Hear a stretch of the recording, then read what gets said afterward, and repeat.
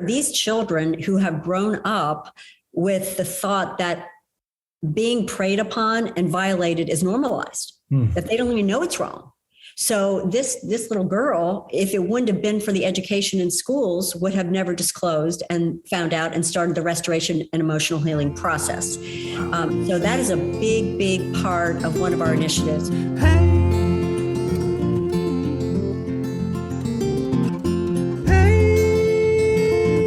You guys, I'm flying solo today, so you're gonna have to bear with me. But today's conversation is so inspiring for a couple different reasons. The husband that we're going to talk to is responsible for leading the greatest comeback in NFL history and is the current head coach for the Indianapolis Colts. And along with his wife, they've started an incredible organization called Not Today that they're going to share about.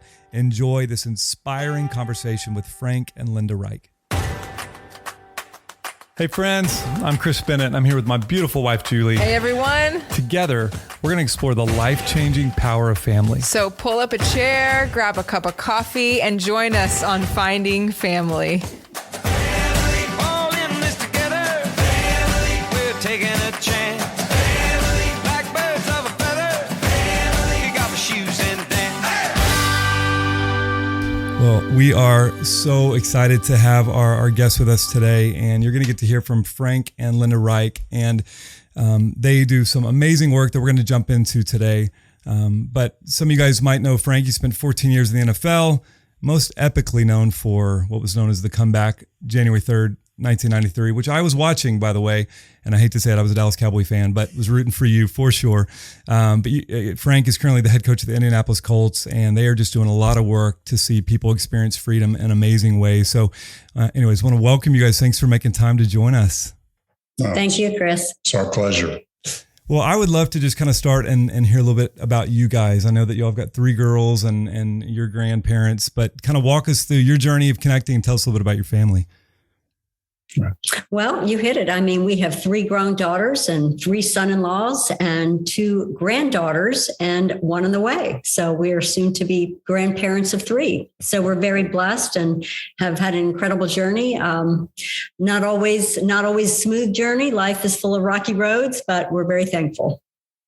We met we met in high school. We were not high school sweethearts, just a little quick background there, but we were like best friends in high school, and then went our separate ways for college, and then reconnected in college, and then got married shortly thereafter. And now we've been 36 years. So 36 next week, 36 next week. Wow. Well, congratulations. That's amazing. Well, so I know, Frank, you spent a lot of years, again, it was 14 years, I believe, in the NFL as a quarterback. And then how many years have you been in coaching? Since 2008 was my first full-time year. So the last 14. And I saw somewhere in there, you went to seminary and you were a pastor. Is this true? Yes, that is true. Finished playing while I was still playing, played 14 years. The last 2 years, I started attending seminary. I had a lot of opportunities to share my faith as a player, right? And that the typical thing is to share your testimony. And I loved doing that. And it was a blessing to do that. But, my parents were high school teachers, and I was a little bit wired to be a teacher / coach. And so I wanted to be able to do more than just share my testimony. I had an experience where once I really started committing my life to reading the Bible, it radically transformed my life. And I just wanted to be able to share that. And so I think it was my background as a football player that made me appreciate the preparation that's needed. And so I know seminary is not for everybody, but it was really, Linda and I both have a seminary degree. We both have Master of Divinity degrees. We taught a lot of Bible study. It's been a big part of our life, in whatever aspect, as player, coach, and everything in between. Well, it's been fun just from an outsider perspective, watching you use that from the platform that God's given you, whether it's in press conferences or different settings. It's really, really powerful to see. Linda, I'd love to hear from you just briefly. What was the hardest part and the best part about being a coach's wife? Well, probably the hardest part is transitioning and moves. I think over our 36 years of marriage, we've probably moved at least 30 sometimes. So we laugh about the NFL. We're kind of roving pilgrims and missionaries across the country. So so that's probably been the most challenging thing. I think the blessing is to be able to just enjoy every different city. We would take our children from city to city to city. And instead of having the perspective of, oh, this is drudgery, it's awful, we said, look, this is a new adventure and God is going to be with us and it's going to be exciting. Let's just enjoy the city. Let's go investigate everything the new city has to offer. And we just looked at it as a new adventure and we were just almost excited about transition. It's when you move so many times and then you're planted at one place for a couple of years, you think, oh my gosh, I'm itching. I'm ready to go somewhere else now. Yeah, it's totally. Part of our journey. Yeah. Yeah. And I know I shared briefly before we got on, just with our kids, we leaving Oklahoma, leaving kind of everything comfortable that we knew, but then moving to a new place. And that was kind of our same sense, as we had no idea what the adventure would look like, but it was a new opportunity. And I look now a few years in, our kids are better because of it. They've seen new things and been exposed to new people, and they've learned how to love people and be more adaptable, through all the transition. So I can imagine that being the same thing, for your kids as well. Well, tell me a little bit, about Not Today. Why don't you kind of share what it is? And then I'd really love to know kind of how it all began ultimately. Well, it's interesting. I'll just start with family. That's the crux of it. Moving all around the country, having 3 young daughters. Frank was gone a lot, and I had to make some interesting decisions with play dates and people in our communities and all new people you didn't know, wanting your children to be here and there. And I was always very protective of our children and wondering, I was that mother that would be like, well, no, they can come over to our house for a play date, and then blah, blah, blah, blah. And one thing led to the next. I think that I've had so many experiences ever since I was a young girl with friends and a lot of friends through elementary school to middle school to high school, all through college and beyond, that have had incidences as young children with sexual abuse, albeit a family member or a trusted neighbor or an uncle or something. And I've seen the implications of that. Yeah. So that was really the impetus to start the Not Today Foundation, just because I have seen, and we have seen in many, many years of experiential things with friends and people that we've known, plus a lot of research across the country and the world, just how insidious and pervasive this is across the United States. Wow. And can you even maybe be more specific? Like, what are because I know, like, as far as what you guys are about is to really generate awareness and initiate prevention strategies to really protect, it sounds like, kids, the vulnerable. What does that practically look like in terms of how you guys do that? We're really trying to be a catalyst, and really be on the front end of connecting people and resources. What's been really encouraging, as when you go out to fight this battle and you start talking about protecting children from sexual exploitation, trafficking, and abuse, right? There's a lot of people that jump on board and say, hey, that's terrible. What can we do to help? And that's been really encouraging. So, how can we use our platform to unite people together to fight this battle to protect children? And so, as you just said, we have those 3 buckets of awareness, prevention, and restoration. So everything we do is in one of those buckets. There's a lot of examples of that. I'll let Linda highlight maybe some of the things we do with law enforcement and stuff like that. Go ahead. Yeah. And that's the thing. I think there are a lot of good people who want to help, but they don't know what to do. So it really is an opportunity for us to really vet and do a lot of research in the space. We're doing a lot of work with our local law enforcement legislation. We bought a dog hunter who he, just like the drug dogs that go in at the airports and detect drugs, he detects the acid and the smell in technology and SIM cards. So there are a lot of ICAC units. What? I know. How about it? Internet crimes against children units across the country. And these SIM cards in phones and technology are so small. So especially people who perpetuate or produce child pornography to sell, which obviously increases the demand for this issue across the country. They hide these in their homes or offices or all around the place. So when there's a cyber tip, they will take Hunter, our dog, in, and he will sniff out these SIM cards where human beings could not detect them because they're hidden in the craziest places.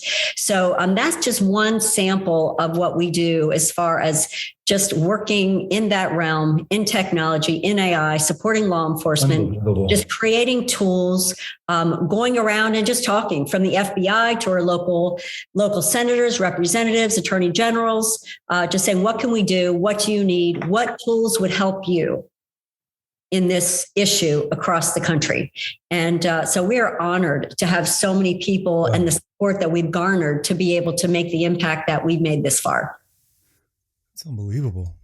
I feel like, or I would wonder, in terms of awareness, it seems like there's so many people that are actually just unaware of a lot of the issues that are going on, that people are dealing with, and that especially in the areas of trafficking, and even as it relates to the impact of pornography that funnels into trafficking in a lot of ways. Have you guys been surprised by, as you've gone and shared, the lack of awareness that people actually have about the issue?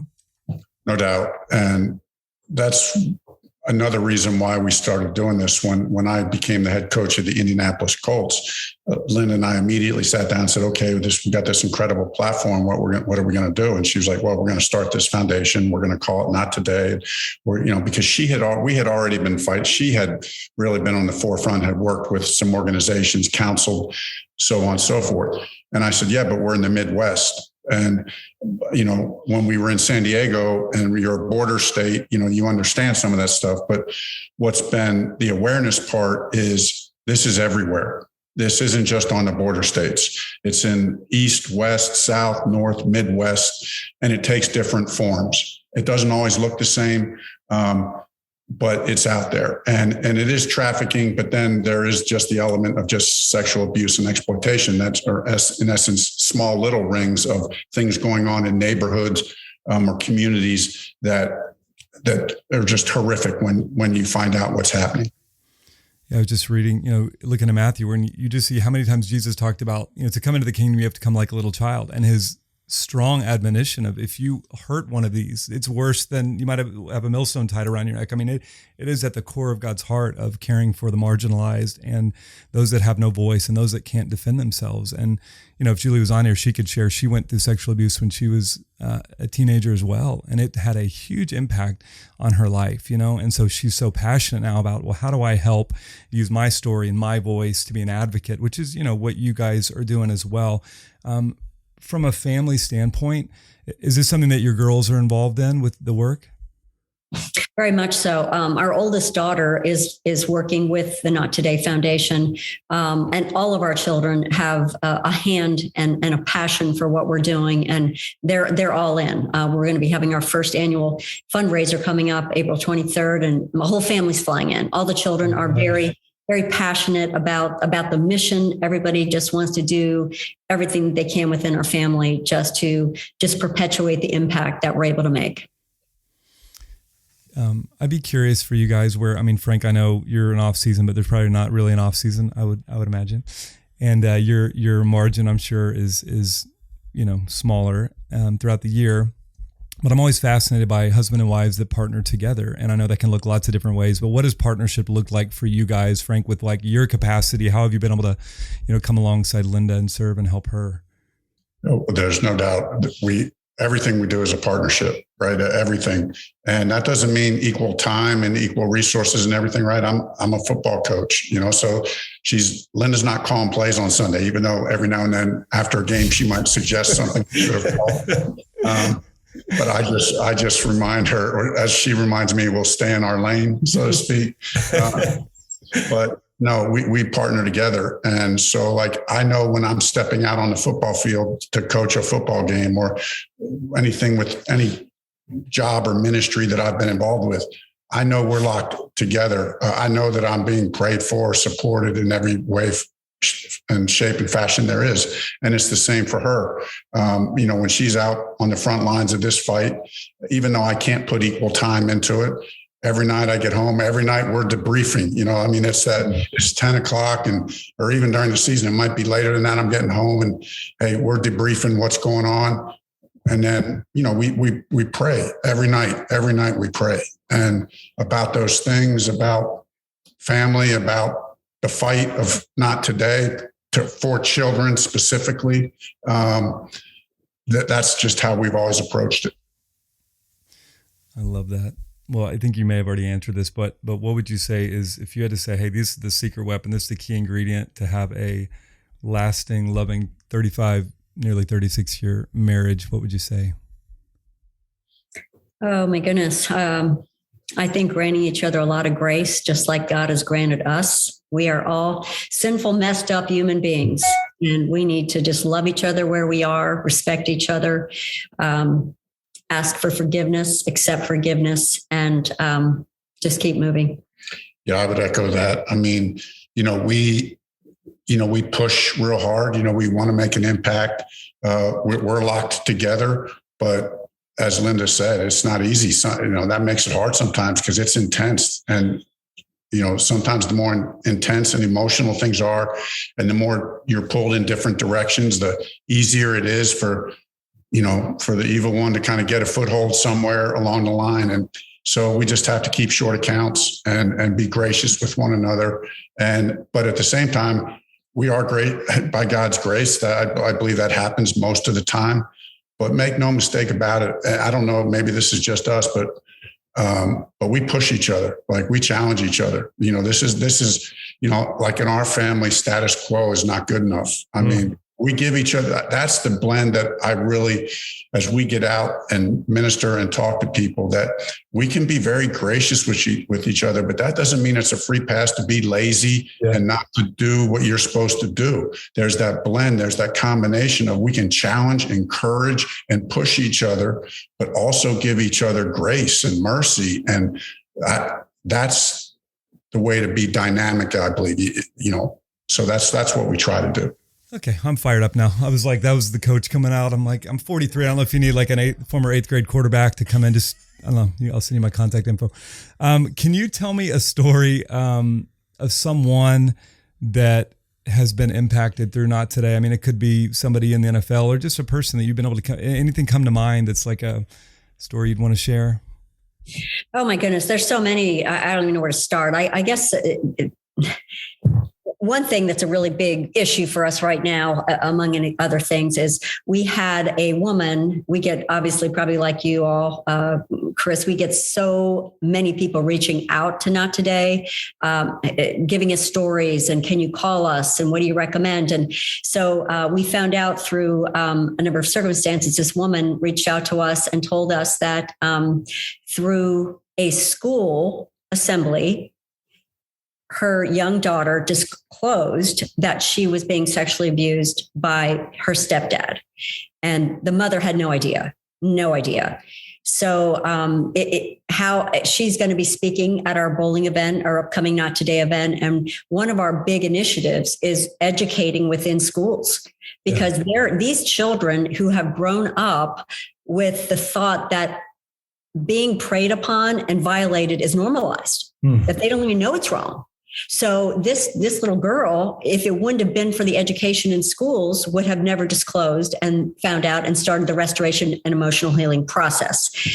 So that is a big, big part of one of our initiatives, just to create opportunities. Our all of the monies that we're raising in this next event that we're having will be going to creating resources so that Hunter and the ICAC units and educators can go into schools and educate and do assemblies within schools, because many schools don't have anything at all for children, nothing.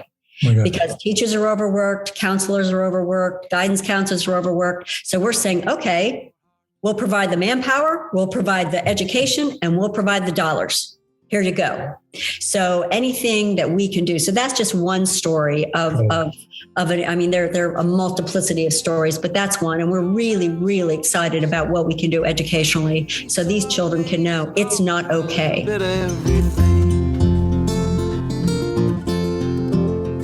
And when our kids were young, I remember the biggest challenges we faced consistently were finding healthy habits and routines to help us in the morning and the evening to stay connected, which is why we're so excited to partner with our friends at Loam. If you go to withloam.com/findingfamily, enter in the code Finding Family, our listeners will get 1 month free. And on there, you're going to find routines, healthy habits, and even some Bennett family routines that we've used over the years. So check it out and enjoy this episode sponsored by Loam. And another way you can help support the show and be more connected to the Finding Family community is join our Patreon group. You'll receive bonus interviews, exclusive content, a monthly Q&A with me and Julie, and lots more. So check us out on Patreon.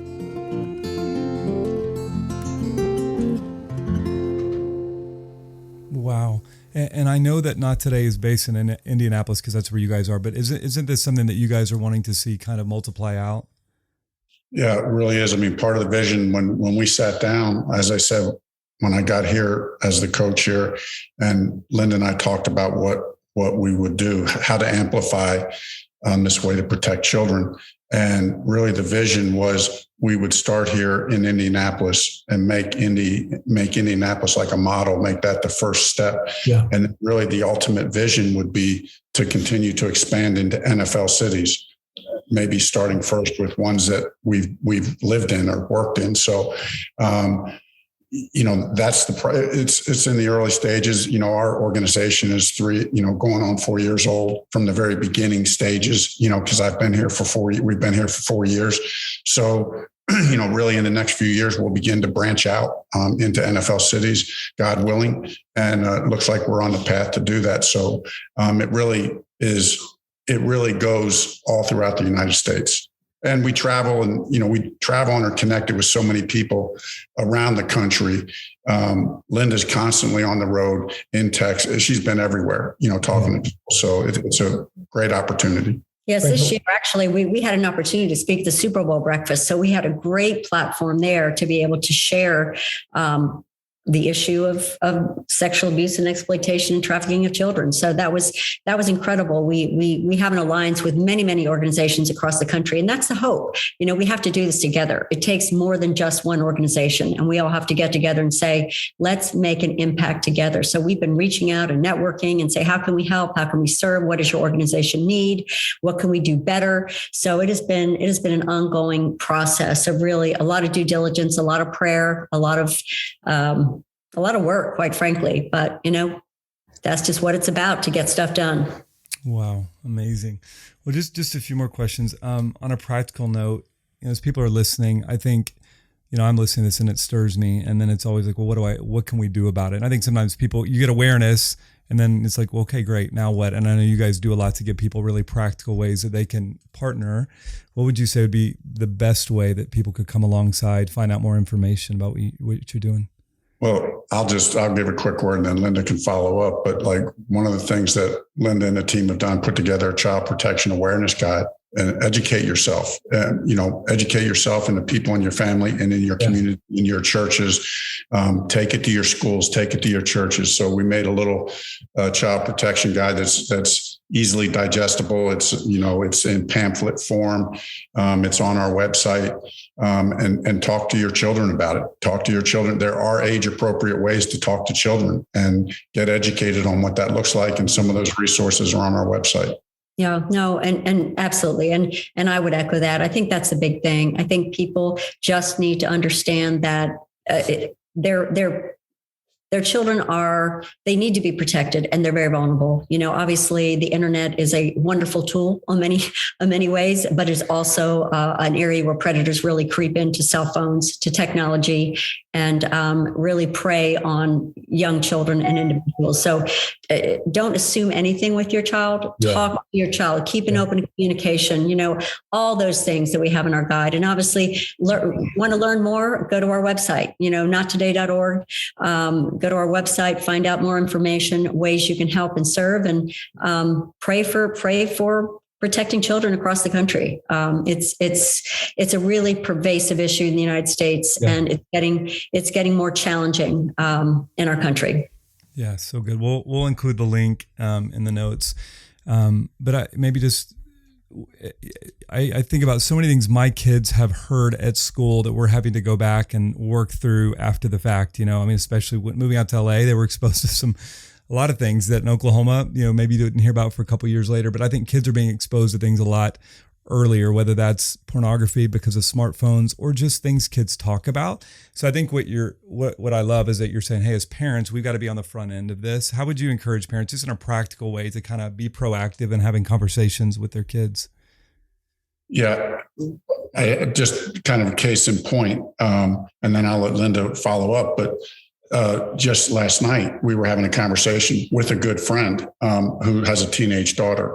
And he said in the last month, I believe he said there's been 12 times in the last month that on the internet, she has been approached by someone on the internet, and 12 times in the last month. Mm-hmm. And so this is happening, right? And so what do? Listen, we don't want to freak our children out, right? Nobody wants to freak, right? We all understand that we can't have them walk around scared to death. The fear thing. Yeah.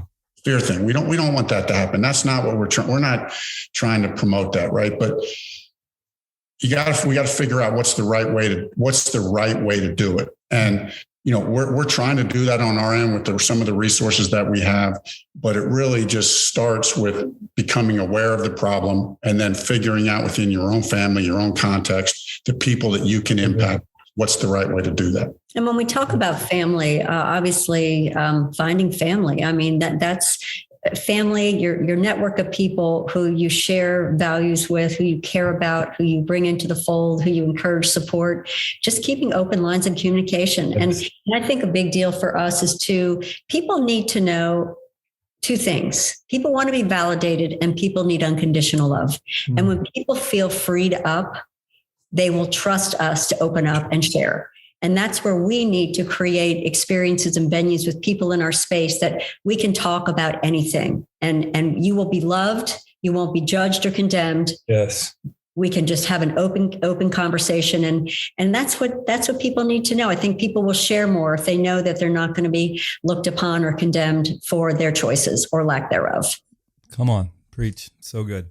All right. Last question, Frank. This is a football question. My son, Nate, I have 3 boys. My 16-year-old is a quarterback, dreams to be in the NFL one day. So just let me know if you're looking for, no, I'm kidding.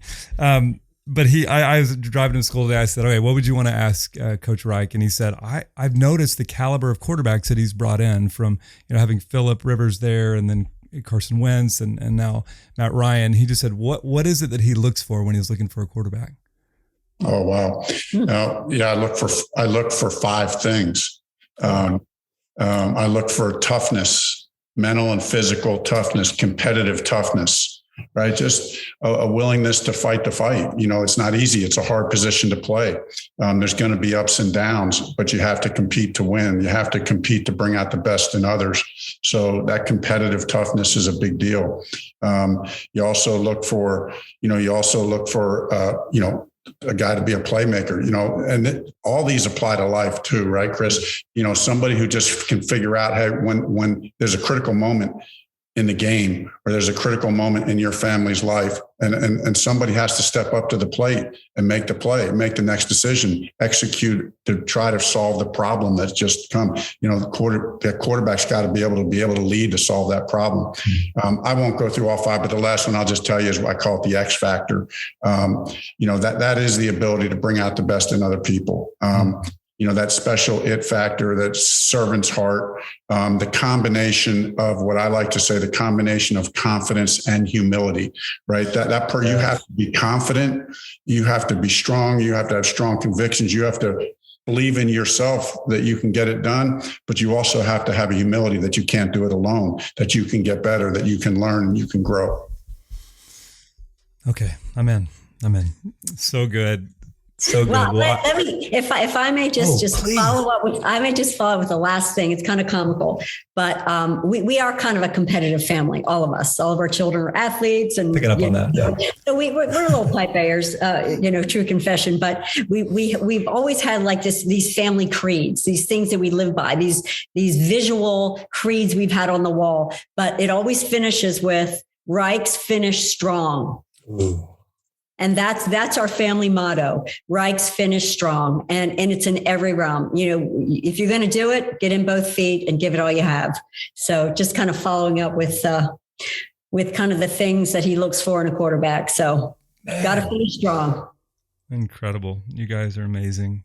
Well, I could ask you a million more questions, but I want to honor your time. I just want to say thank you guys for who you are more than anything, more than just what you do, for who you guys are and be an example in marriage and parenting and all the things. And we need more examples. We need people to look to that we can say, okay, that's somebody I want to follow. And we don't have a lot of those today. And you guys are that. And just thank you for using the platform that God's given you guys with excellence, with intentionality to do things that are at the core of his heart. And I'm excited about Not Today. And if there's anything in the world we can do to serve and support it, we want to do that. So thank you guys for making some time. And hopefully one day you can meet my wife and we can see each other face to face one day. That'd be great. That'd be great. We look forward to that. Best. Thanks for giving us the space today to talk about some of these things that are really important in the fight to protect children. Go Colts. Thank you so much for listening today. The best way you can help us get this message of family out to the world is by taking a minute to subscribe, leave a rating and review, and please share.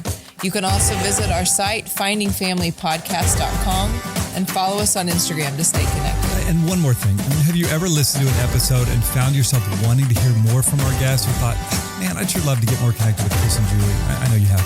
If so, you can become a member of our Finding Family Patreon and receive exclusive content and ways to interact with us and our community. Just go to findingfamilypodcast.com and subscribe. Thanks again to our sponsors at Loam. You can learn more by going to withloam.com/findingfamily. This episode was produced by Dave Hanso and edited by Will Cotterall and is a production of Welcome Home Entertainment. Original music written and performed by Drew Holcomb.